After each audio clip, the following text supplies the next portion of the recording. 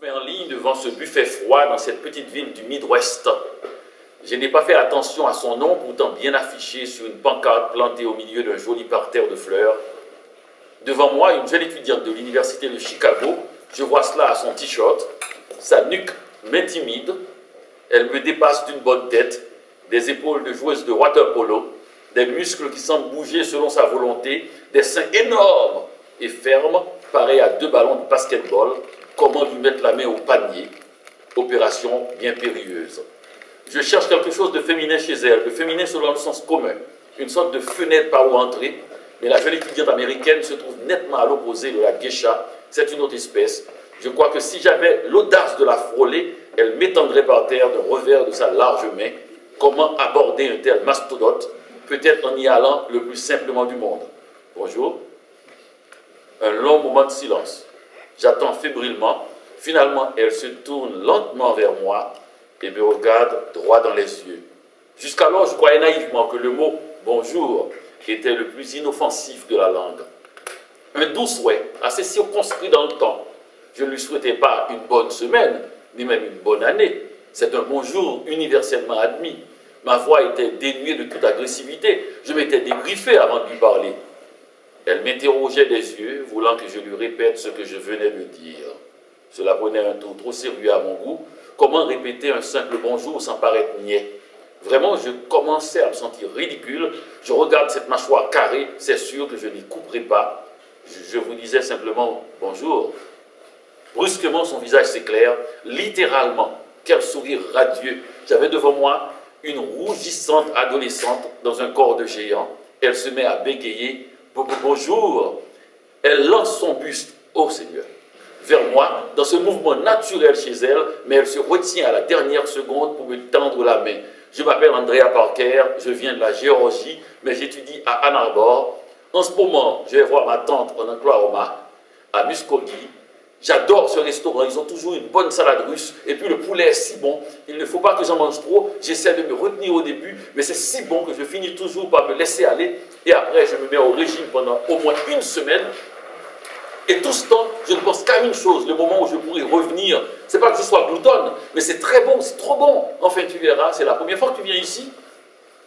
Elle me fait ce franc sourire, solide dans le jaune pâle. Ici, dans cette ville, ou ici, dans ce restaurant? Elle rit. Ok, dans ce restaurant, mais pas dans cette ville. Vous voulez dire que c'est une chaîne? Elle hoche violemment la tête. Oui. Et ça a le même goût partout? Exactement, hurle-t-elle presque.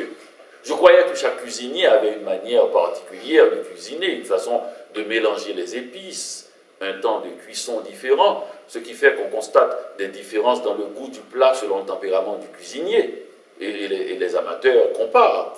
Elle semble enchantée. Mais non, non, c'est la même chose. C'est la même chaîne qui a ce rôle. Tu vois, on n'a pas attendu trop long et trop longtemps. Maintenant, laisse-moi te guider. On commence par la salade russe? D'accord.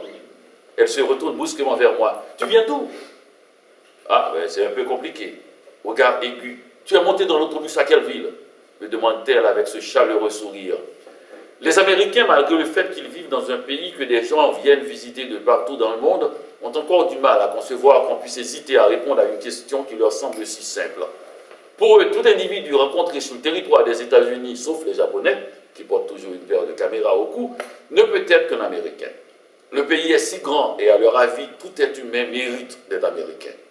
Pas à cause de cette arrogance qu'on leur attribue faussement, mais plutôt par une sorte de modestie. Pour eux, ce pays n'appartient pas aux premiers arrivés.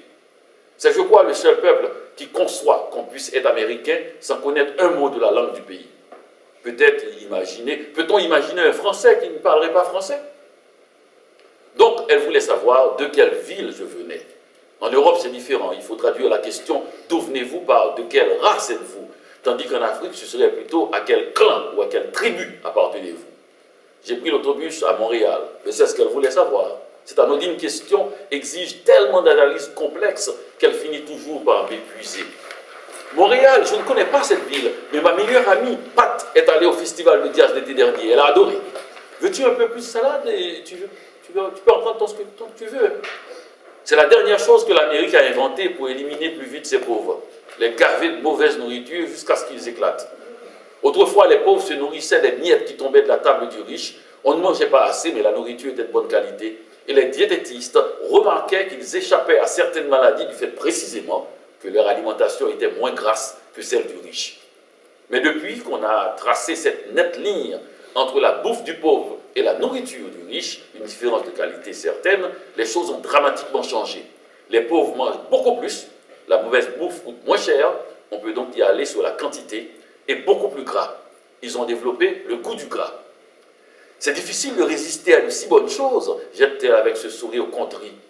Et plus on mange, plus on devient dépendant de la nourriture. C'est, je crois, la plus dangereuse des drogues aujourd'hui. La cocaïne est interdite, l'alcool à peine toléré et la cigarette traquée.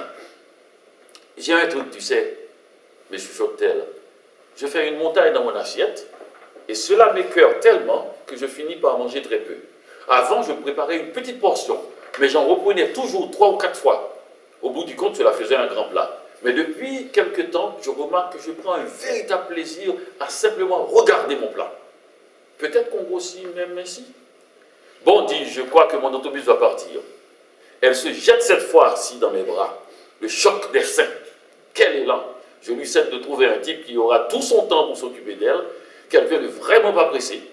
Je passerai des journées entières à l'entendre gémir doucement, une psalmodie, calmer cette obsession de la bouffe par le sexe.